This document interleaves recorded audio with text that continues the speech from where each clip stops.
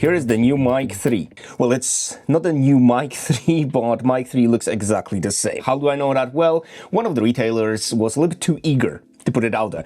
Probably for some SEO gains, but that might backfire a little bit. It looks like a baby between the Mic 2 and the Mic Mini. And this Mic 3 looks like the ultimate microphone for creators. My daily driver for all my professional projects is the Sennheiser MKE600. The difference in the sound between this mic and the DJI Mic 2 or even the Mic Mini is pretty minimal if you just make stuff for YouTube.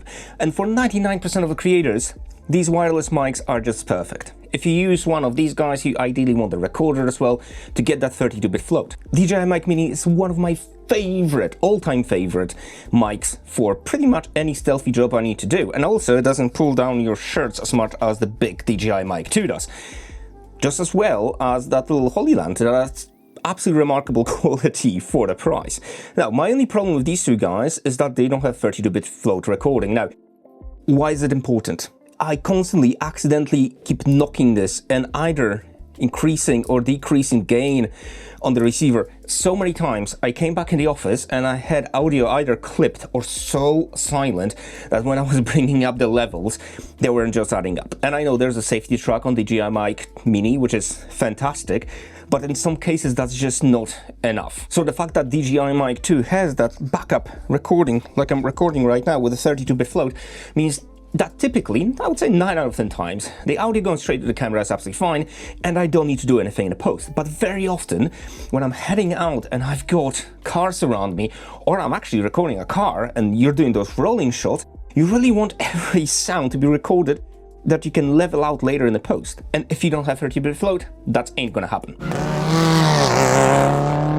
Now, one of the things that DJI Mic 2 doesn't have, and DJI Mic Mini does, is the adaptive gain. So, unlike 32-bit float, you don't get as much flexibility in the range of sounds you're recording.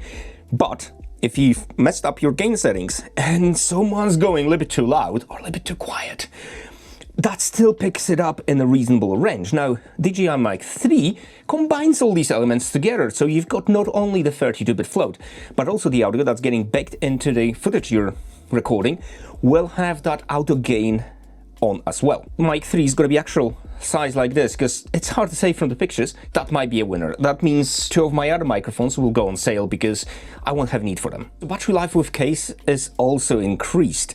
We're looking at 28 hours instead of 18 hours, which is about 55% more runtime when you add things up. Having said that, I never run out of juice, be it on the Mic 2 or DJI Mic Mini or even on the Holy Land, because typically we do carry power banks with us. But just in that case where you forgot to charge your stuff up before hitting the set, you're covered with a new 3. At professional level, what DJI Mic 2 was missing, and that makes a difference to those who work with different cameras and different sources of sound, was the timestamp. Now, the timecode syncing is that important if you work with different cameras at different angles. Now, for me, when I'm doing those videos, I honestly don't care. I only have one camera, maybe I have one overhead if I'm doing any product presentation. But if you're on set, and you've got few talking heads, you need few cameras pointing at different people, that timestamp is that important. So, you know, for a product that was advertised as a professional microphone, that was a big omission. There's also new dual level noise reduction, whatever the hell that means, but hopefully that's gonna make us sound a little bit less robotic in busy environments without doing this in a post. And that combined with the out gain apparently is gonna give us some magic results. Well, we'll see when we'll actually get these mics. And again, none of my stuff, especially on DJI, is sponsored. I'm just too small for them having to bother. But also I like buying my own gear, and I want to make sure that if I'm spending my money, I want to spend it on stuff that actually improves my workflow, makes it easier, faster, and generally speaking improves the quality of the stuff I'm putting out there. As soon as these drop, be sure to subscribe and just check out this channel, because I'll put them through the ringer. I'm not going to release a review after one day. It typically happens after a week, because I really want to test the products I'm talking about. The same with DJI Osmo 360 that I had for a while, but I still haven't formed my thoughts because I know there's a new firmware update coming up.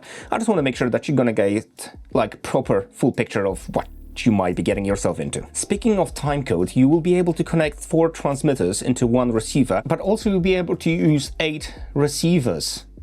So 8 times 4 if you really have that massive crowd that you need to mic up. Which I don't think anyone on YouTube will be using, but yeah, it's there if you need it. And typically when you get this announcement of new gear coming out, we're expecting the price is gonna go straight up. Thankfully, with DJI, at least the leak we had, it looks like it's gonna be at around $309, which is about what was $40 less than when DJI Mic 2 got launched. So yeah, that's pretty cool. They've also extended the transmission range from 200 meters to 400 meters, adding 5 gigahertz band, which in most cases, again, I never leave my camera equipment so far. Like 400 meters, man, I don't think I would be able to chase someone down if they nick my camera. But that also means the quality of the signal being transmitted is going to be better. And also it's going to get interrupted less by other devices around you. One thing I really hope they will do is the ability to have all your cables and all your little muffs inside of the case. Because, oh my God, this Velcro bollocks is the way I had to carry my cable because I kept losing this. But there's no way to attach your muffs here. So I think I'm on like 7th set of muffs for the Mic 2 because like no one actually thought that you might want to keep them on the microphones when you keep them in the case. It's just absolutely bonkers that they missed that. But they've also missed the option to remove lens on their new 360 camera that everyone were really complaining about with Insta360. So yeah, DJI, please just tell me that you can put these on the side of case because otherwise it's going to be another bit of a nightmare. So that's all that has leaked, and I will get those mics. I'll put them through a ringer and I'll do a proper review of them, and if I'll find that they suck, I'll definitely let you know.